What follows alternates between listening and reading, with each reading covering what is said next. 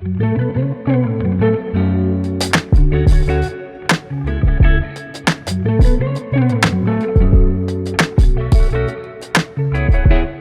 everyone, and welcome back to another episode of Two Poets, the podcast and YouTube video channel series where we talk about poetry, do reaction videos, and just kind of hang out and talk all things creativity. Yes. I'm Corey. I'm Ben. What's up, everybody? What's up? We're here back today with another reaction video and audio if you're listening to this on the podcast. Yes. Thank you so much for the love in the last video we put out. I'm excited about today's video. Me too. I think it's going to be really good. I think it's going to open up a lot of good conversation. And I think it's a really powerful piece that I am excited for you to hear. You may have already heard it because it kind of made its way around TikTok and all that stuff. But okay, I'll see. Yeah, I have no idea what we're listening to today. This is Ben's pick for us to react to. Yes. So I'm really excited about it. Who are we reacting to today, Ben? So this is a poem by a guy named TSleeveless. The poem is called Teach a Boy to Cry. He did this live at the Voices in Power spoken word experience in Philadelphia. I believe this is back in 2022. Okay. So I have seen this floating around TikTok. There are excerpts of it that people take and do reactions to and all that kind of stuff and duet and all that. So cool. It took me a second to find the actual poem because the full video is over 7 minutes long. But I finally found it and I got to listen to it in its entirety, and it's heavy. Yeah. It's a good piece. Well, we love heavy. So yeah. I think it'll open up a lot of good discussion. So awesome. Well, I mean, should we just get right into it? I think we should just dive right in because we will probably, I don't know, you may want to listen through a couple times. I don't know, but that's up to you. Okay.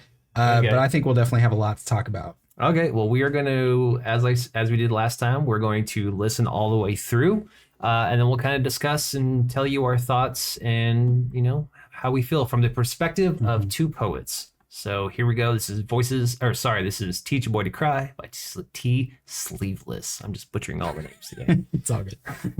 Here we go. People think the deconstruction of a man is some loud, violent occurrence, this outpour of bitterness towards the world. And in reality, the deconstruction of a man is a silent film, a common surgical procedure that the world didn't know it was trained to do. The breaking of a boy is the world's quietest natural disaster. As a man, there is no such thing as being stuck between a rock and a hard place. You either use the stones at rock bottom to build a way out, or you get buried by them. Ain't nobody coming to save you. The entire world is trying to construct you into its perfect little image, and the people around you are the ones who fuel the process of your manufactured masculinity. Some of us are going to make it through assembly, but we need to watch out for our defective counterparts because the whole world is going to use their flaws to define all of us. Luckily, most defective product is aware of its own shortcomings and tends to destroy itself given enough time alone with its imperfections. This abridged explanation of the process is how you become a man or a monster. Everybody knows what a monster does. Everybody judges the monster. Nobody questions its creator. Some of us are manufactured to make light of our peril, with jokes, if you will. Male comedians are magicians in this way, how they take their pain and airbrush it into something laughable. He, ha, ha, joke about a failed suicide. The crowd laughs, the curtains close, the comedian drinks all the way home. A man's tears are just funny that way. How they have to be translated to be accepted, how they have to be transcribed into an art form to be worthy of observation, how you have to bleed artistically to become a worthy topic of conversation. Funny how we can joke about a man's misery, but nobody taught the boy to cry. But they taught him how to fight. Nobody tucked him in at night so he doesn't sleep at night. Nobody offers protection to the protectors. Nobody provides the providers with provisions. Nobody looks after the overseer. Nobody has ever tried to guide the man who steers. Everybody judges the weak men. Nobody checks on the strong ones. Only other men know how subtle a difference before the transition. Nobody taught the boy to cry, so he would do it at all the wrong times. In the barber chair, getting casket sharp, remembering the funeral of a failed relationship. In the grocery aisle, breaking down because he's weighed down by the tears collecting in his baggage at a soccer game, remembering what it was like to be a boy running towards a goal. Most men Most men will only experience unconditional love from their mothers, and some of us don't even get that. Most of us have never even felt appreciation or respect without conditions or hidden intentions. We don't know what it sounds like to hear, "I see you, and I'm proud of you. I'm glad you're here. You really make a difference." Yet the expectation is to constantly be displaying the strength and love that the world is hesitant in conveying. We're expected to have a thick skin but get judged if it turns to a hard shell. The first step in being a man is ignoring the hunger. Cause yes, boy, you're gonna be starving. Starved of attention, starved of affirmation, starved of love, starved of being told that you are enough. Step 2 in being a man is comfortability with replaceability. You are only as good as you are useful. You are only as valuable as you are needed by others. Should there ever come a day, boy, where you fail to provide everybody with a smiling face, then do not be surprised when they say all men do is take up space, and you are swiftly replaced. Step 3 in being a man is overcoming your fear of the fire, because almost everything you will ever try to build will go up in flames. Relationships, careers, hobbies, and yes, you are always to blame. Step 4 in being a man is understanding that by the time you finally get all the right answers, these questions will have already changed. You might achieve the strength of Herculean fiction, trying to balance the weight of all these contradictions. Be a man, they say. Definition unknown. Description keep changing. We men, so empty, so irritable, so this, so that. We get told what we are so much we've accepted that who we are ain't even up to us. The blame is always on us regardless. One guilty man's actions requires an innocent man's explanation. Otherwise, you're all guilty by gender association. There are 4 times as many male suicidal ideation because it's been hammered in our head that we're falling short of our societal expectations. Imagine being in a world of hurt for 100 different reasons during a nationwide emasculation season. There is a unique brand of sadness that follows being hated without reason. It ain't no secret, while over 30% of us have attempted to stop breathing. Nobody even mentions the men who have succeeded. As the saying goes, every failure is one step closer to a successful attempt. There is no such thing as an attempted suicide. A man's soul dies long before his body has a chance to realize. A man with an old soul is just a boy who contemplated going ghost. For every woman that suffers the same fate, 4 men will follow her to the grave. And I try to hide the stats from the poet because he might romanticize them. He might mistake this tragedy for a love story. He might write a poem in place for the suicide notes that were never left behind because nobody taught him otherwise. So who's gonna teach these boys to cry while they're still alive? A man with nothing to lose will view everything as something to take. A child that isn't embraced by the village will burn the village down.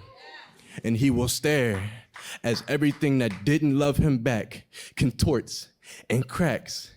He will ease his way into the fire until he finally feels some warmth.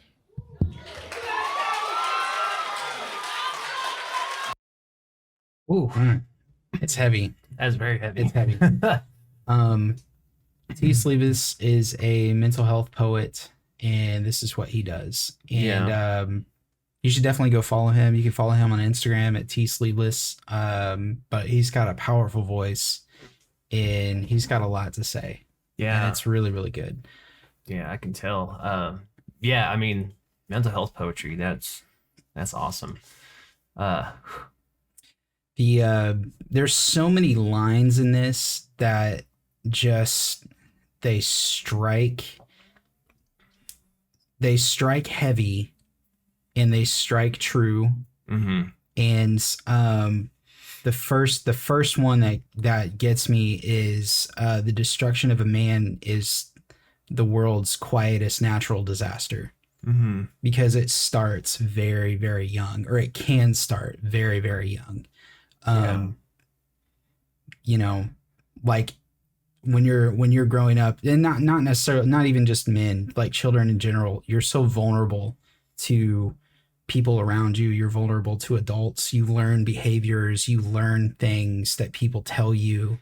And it's very easy for the natural things in you, natural goodness, the natural creativity, the your natural voice, your natural desire to get tainted very easily at a young age if you're if you have the wrong voices around you. Mm-hmm. And I like that he is able to take a concept, in this case, manhood, and he goes from boyhood through the phases to adulthood to old age, and just he breaks it down emotionally and mentally. And there are a lot of things in there that I can relate to on different levels. 100%. I think there's probably every guy can probably relate to on a lot of levels. Mm-hmm. And I think there's a lot of things in there that people can relate to, not just men, women too, that can relate to. But this is one of those I had to go back and watch a couple times because I'm already feeling like I'm gonna have to do that too. Yeah, there's so much. He packs so much into that 6 minutes, 7 minutes. I mean, even look at his pacing. Like, it wasn't like slow and like long because the way he was pacing. It was just like, here's everything. He had so much. Yeah, he had so much to say, and just like kept going. Like, you this is definitely something you have to kind of watch or listen to a couple times. There was a line I meant to look at the timestamp so I knew where to go back to. There is no such thing as an attempted suicide. A man's soul dies long before his body has a chance to realize. Mm-hmm. Gosh, that is such a powerful line there.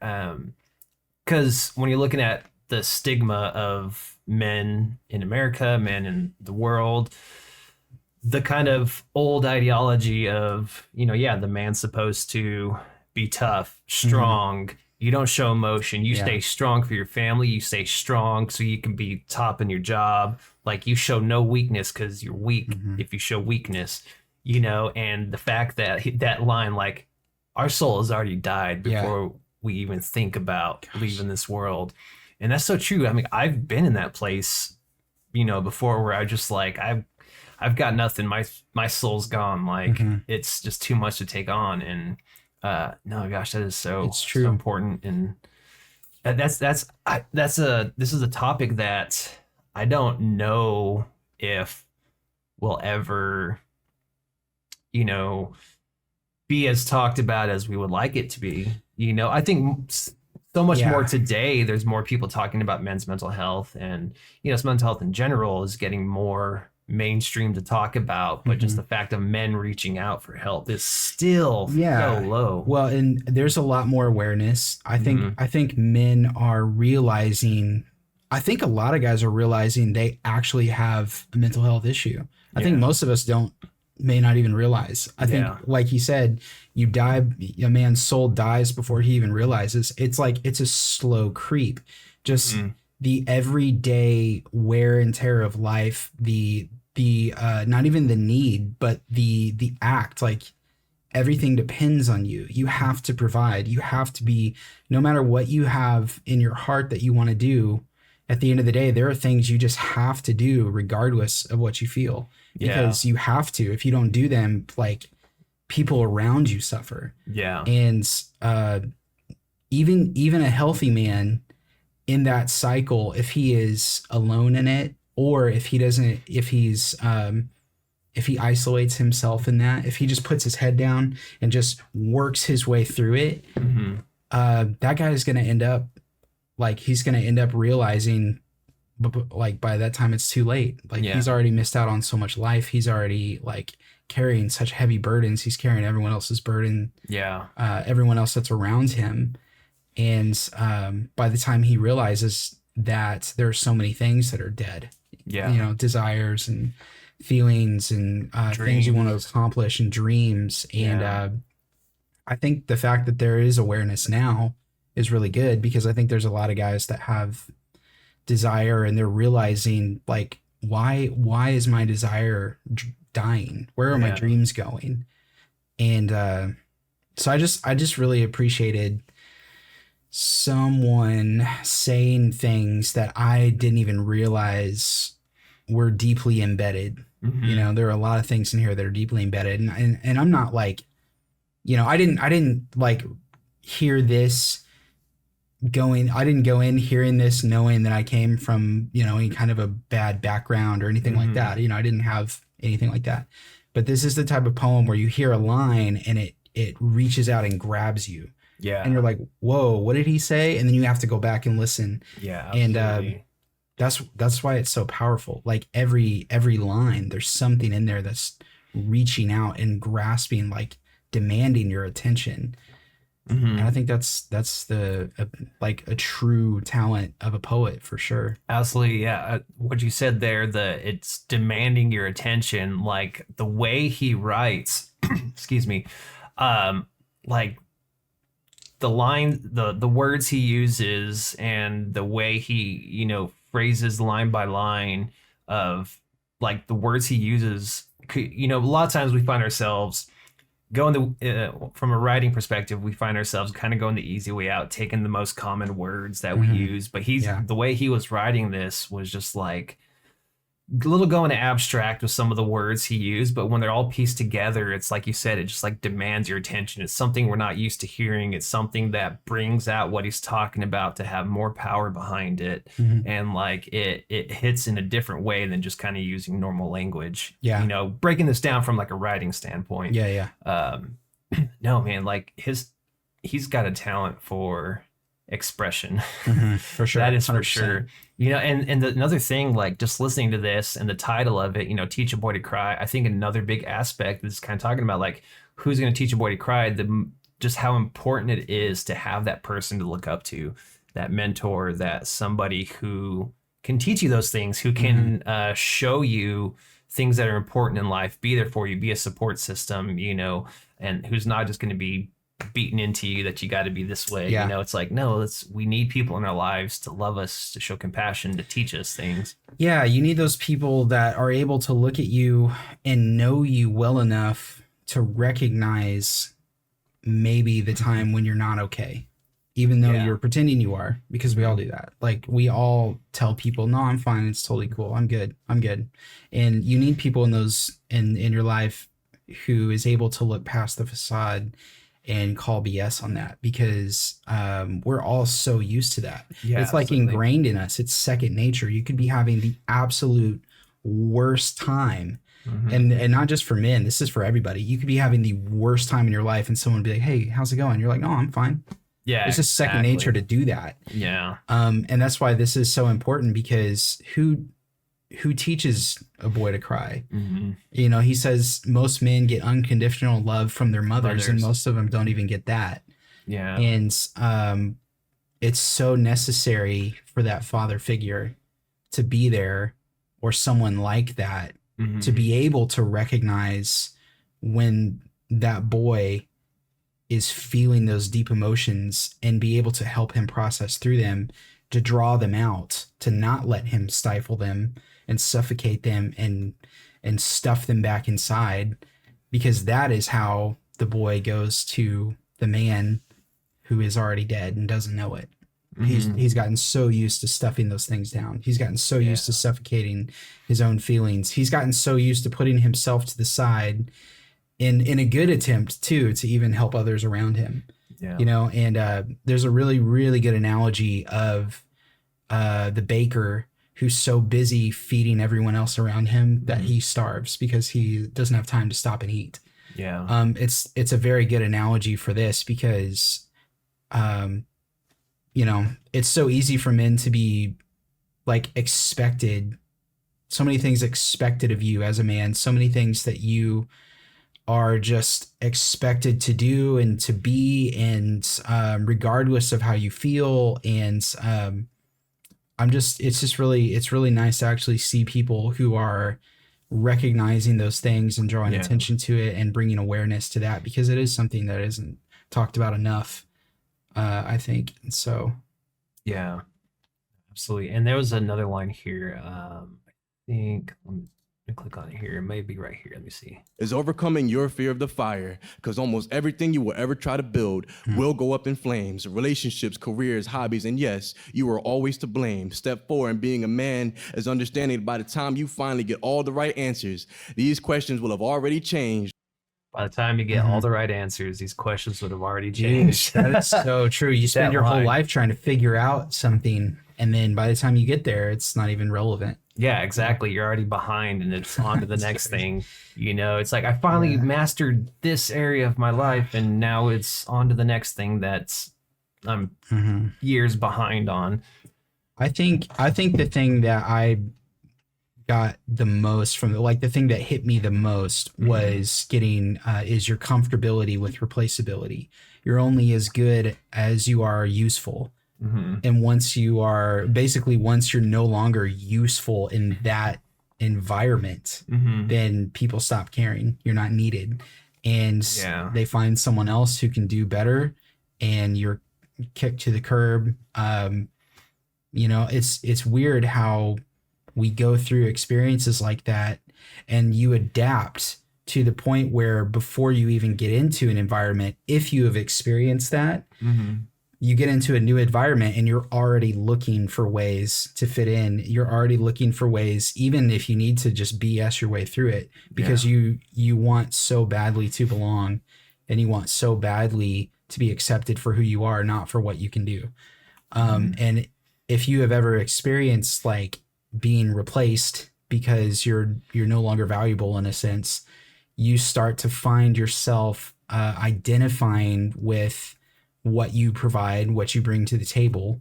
And if you ever get in a place where that happens to you, it affects your whole identity as a man. And then you start to feel useless and you start to feel worthless, and that can really cause a downward spiral. Yeah. And I think it's really important for men to know your identity is not caught up in what you do. Your identity is not your job. It's not how much money you make or don't make.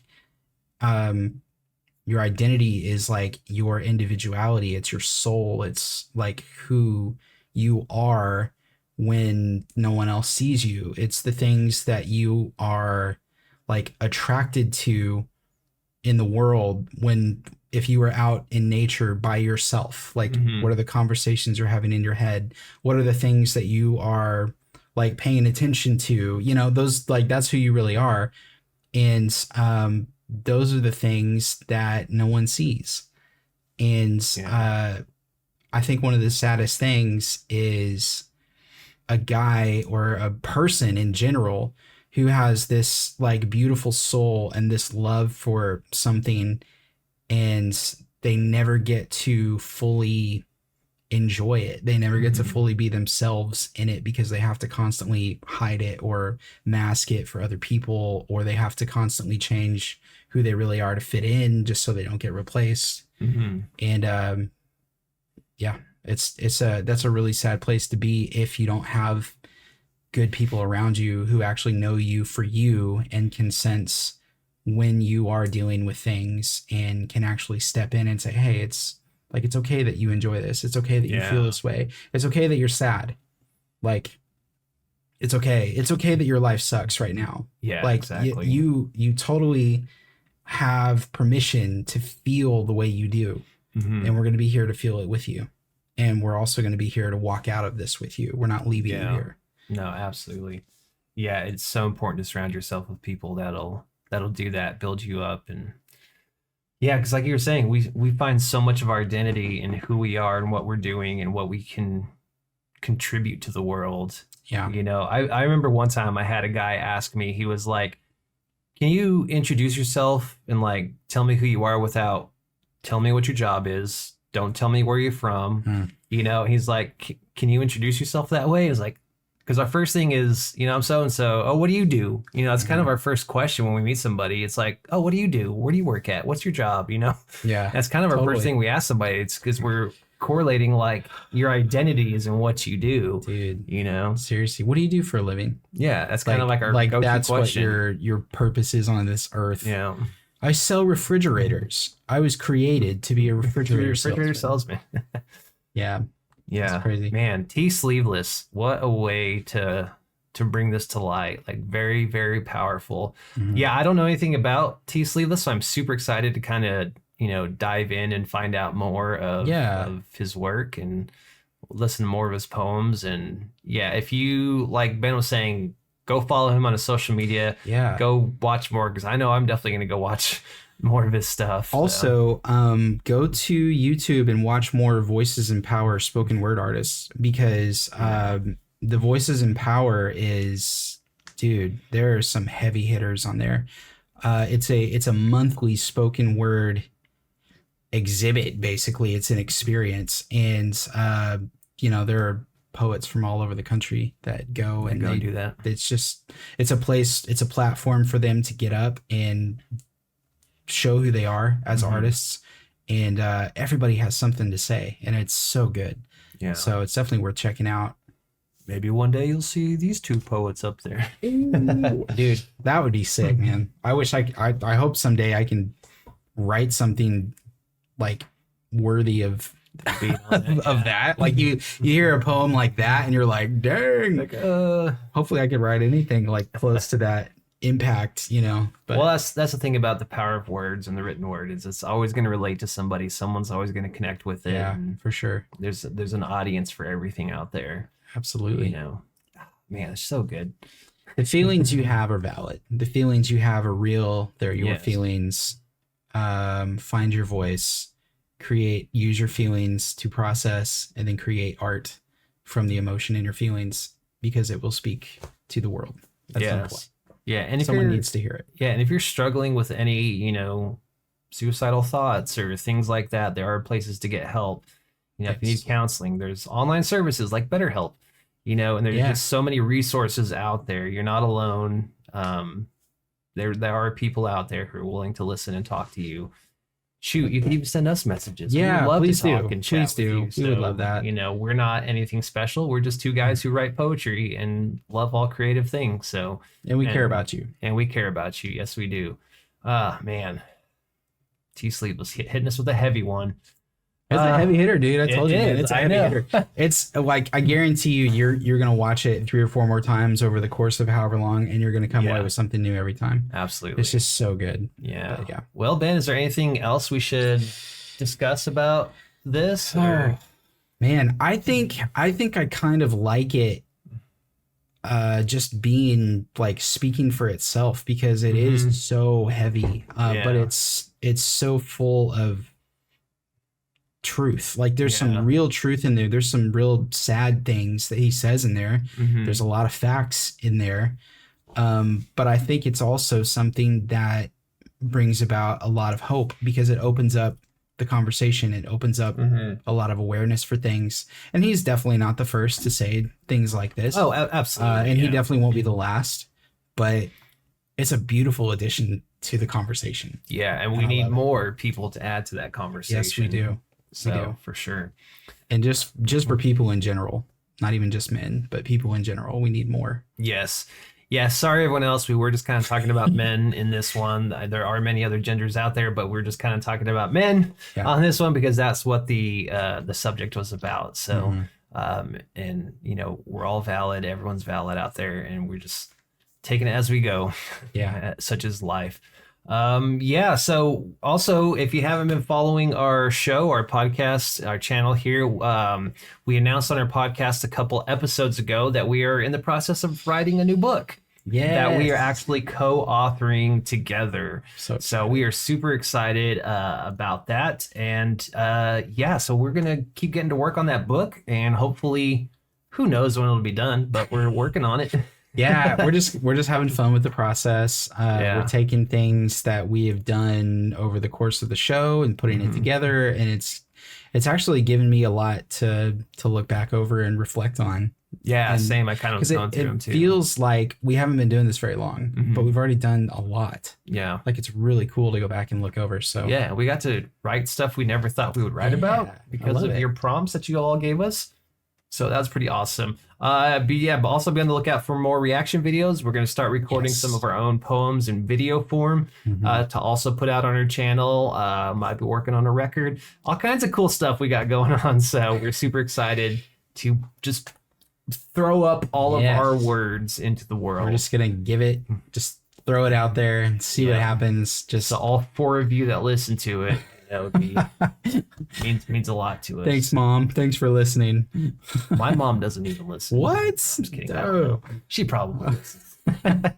Awesome. Well, thank you all so much for joining us. Don't forget to like and subscribe, all that blah, blah, blah stuff you normally do for YouTube people. You can listen to our podcast wherever you listen to podcasts, Spotify, Apple Music, all the places. All the stuff. Yeah, and if you like it, leave us a comment. Tell us what you feel about this poem that we just listened to. Yes, I'd love let to us hear know your on it. thoughts.